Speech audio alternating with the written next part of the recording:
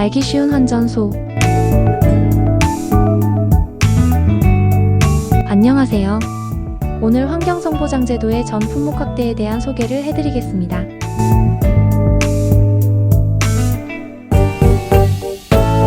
자, 그럼 시작해볼까요?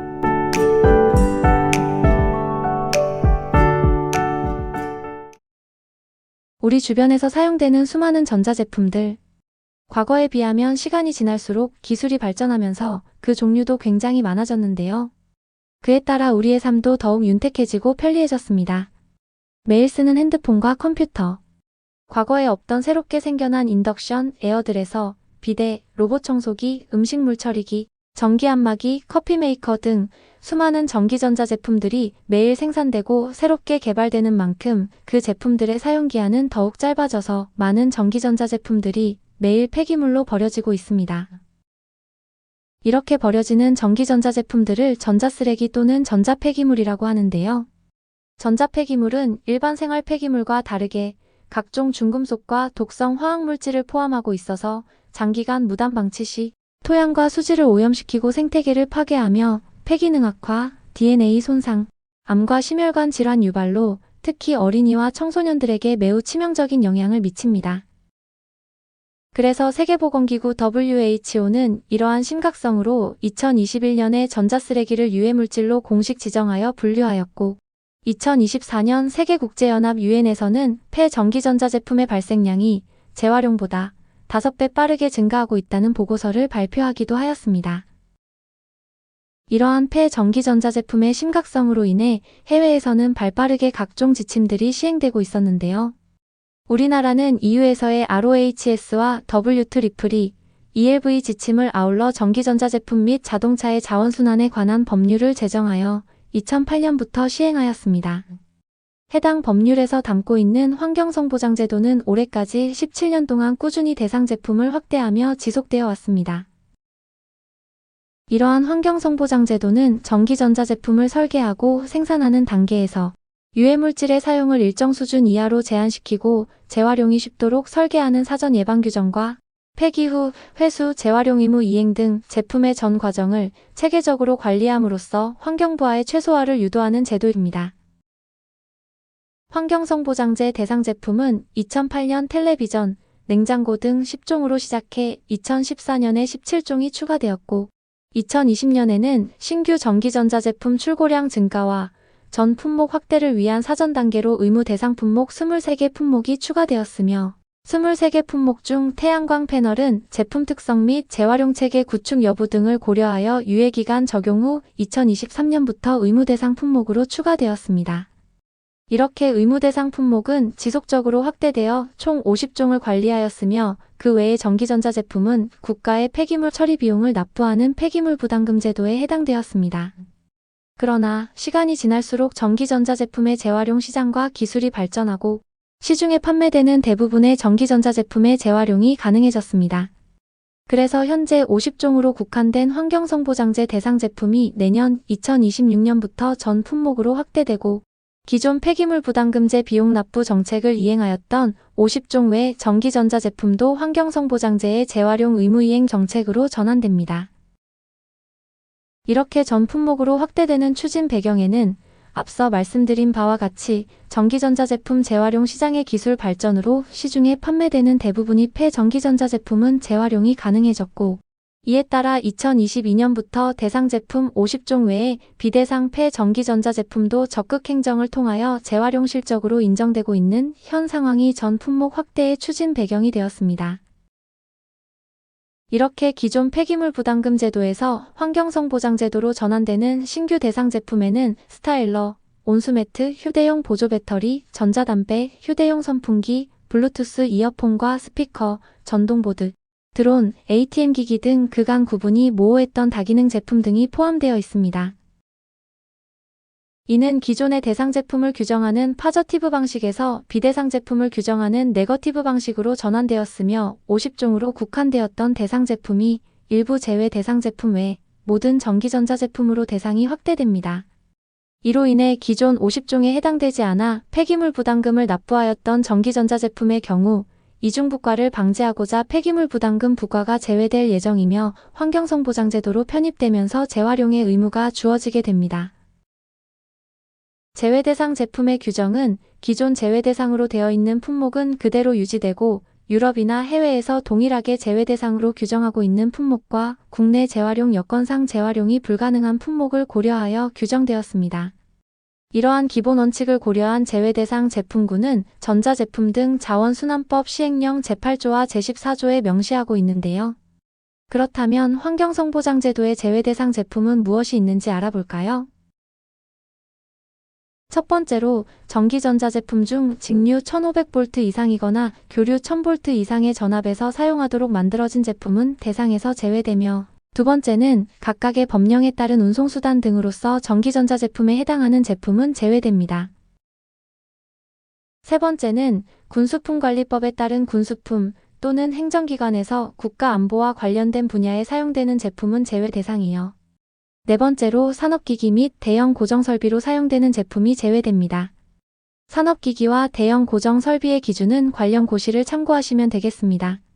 다섯 번째로 건축물 또는 시설물의 일부로 영구적 사용을 목적으로 하며 전문 공사업자가 설치하고 해당 건축물 또는 시설물이 철거 해체할 때만 회수 재활용이 가능한 전기전자제품은 제외됩니다. 여섯 번째는 통계법의 한국표준 산업분류에 따른 다음의 사업자가 해당 업을 영위하기 위하여 운용하는 기계는 제외됩니다. 일곱 번째로 국가연구시설에서 사용하는 연구장비로 연구나 시험 이외의 다른 용도로 독립적으로 사용되지 않는 연구장비는 제외 대상입니다. 여덟 번째로는 산업적 판매 목적이 아닌 기업부설 연구소 인증서를 보유한 연구소에서 사용되는 연구용 제품의 견본품 또는 연구개발 과정에서 제작되는 시제품은 제외 대상입니다. 아홉 번째로 감염의 우려로 재활용이 어려운 인체이식형 전자의료기기나 의료기기 품목별 등급이 3에서 4등급에 해당하는 의료기기는 제외됩니다. 열 번째는 전기부품이 주 기능이 아닌 보조 기능으로 사용되는 온돌침대, 흙침대, 온수소파, 또는 발열 기능이 있는 방한부츠 등 폐기물로 발생되었을 때 일반적인 전기전자제품과 다르게 처리되는 특수 가구류나 신발류는 제외 대상입니다. 단, 전기전자제품으로 재활용 처리가 되고 있는 안마의자는 대상 제품에 속합니다. 다음은 전지류와 조명제품은 제외 대상 제품입니다. 이는 자원의 절약과 재활용 촉진에 관한 법률에 따라 생산자 책임 재활용 제도, 즉 EPR 제도에 속한 제품으로 이중과세와 부과를 방지하고자 제외되었습니다. 단, 조명 제품은 현재 EPR 제도에 속해 있는 형광등과 전구용 조명, 직관형 조명만 제외 대상이며 그 외 EPR 제도에 속하지 않는 조명 제품은 모두 환경성보장 제도의 대상 제품에 해당됩니다. 또한 수입 제품 중 재수출의 목적으로 수입한 제품이거나 국내 제조 시 수출을 목적으로 제조한 제품은 제외 대상입니다. 전 품목 확대 시행에 따라 기존의 제외 대상이었던 제품 중에 대상 제품으로 전환되는 제품들도 있는데요. 소형가전으로 분류되어 제외되었던 1차 전지에 의해서만 작동하는 제품과 USB 단자에 의해서만 전원을 공급받는 제품들은 대상 제품으로 전환됩니다. 그리고 녹화 기능이 있어야만 대상이 되었던 감시 카메라 제품도 녹화 가능의 여부와 상관없이 모두 대상 제품으로 전환됩니다. 그 밖에 전열체가 분리된 전기 프라이팬이나 조리 목적의 멀티포트 등 기능 및 용도에 따라 제외되었던 제품들도 모두 대상 제품으로 전환되니 참고하시기 바랍니다. 다음은 의무사항별 전 품목 확대 시기를 안내드리겠습니다.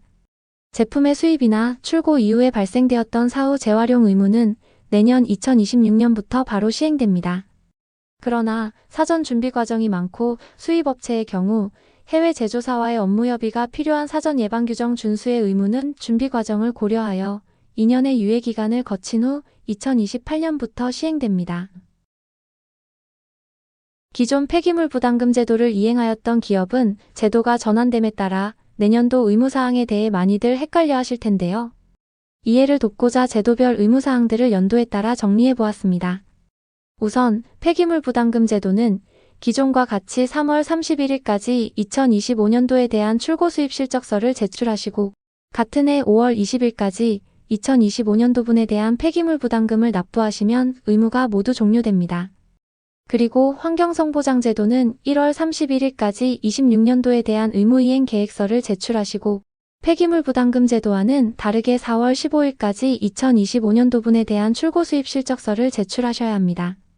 다만 환경성보장제도에 제출되는 출고 수입 실적서는 재활용 부과금을 부과하기 위한 목적이 아니라 26년도에 재활용 의무량을 산출하기 위한 실적서 제출입니다.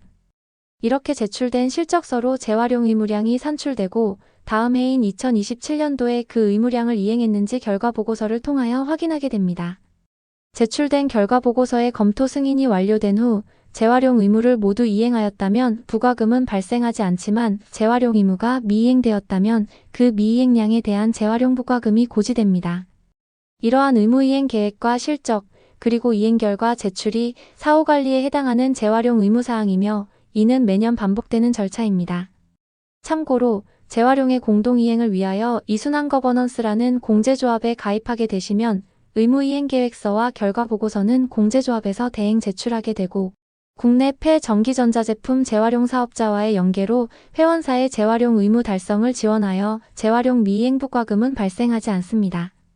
다음은 2028년도부터 시행되는 사전 예방규정 의무사항입니다. 2028년도가 도래되면 확대된 신규 대상 제품에 대한 유해물질 함유 기준 준수 여부에 대한 확인이 완료되어 있어야 하며 이에 따른 3월 31일까지 준수 여부 공표를 실시하여야 합니다. 또한 품목별 대표 모델을 선정하여 같은 해 7월 31일까지 전자정보통신산업진흥회에 재질구조 개선 평가서를 제출하셔야 합니다. 지금까지 환경성보장제도 전 품목 확대에 대한 소개를 해드렸는데요. 제도에 대한 의무사항별 자세한 안내는 운영관리 시스템의 회원가입이 우선 되셔야 합니다. 이는 제도에 대한 세부 안내문이나 제출되는 법정서류별 제출 안내를 시스템 가입업체를 대상으로 진행하기 때문입니다. 안내문을 받아보시기 전에 세부사항에 대하여 궁금하시다면 에코와스 시스템의 회원가입 후 자료실에서 다양한 교육자료를 참고하실 수 있습니다. 한국환경공단은 본사를 제외한 8개의 지역별 환경본부를 운영하고 있으며 관할 지역별 담당 부서 연락처를 홈페이지에서 확인하실 수 있습니다.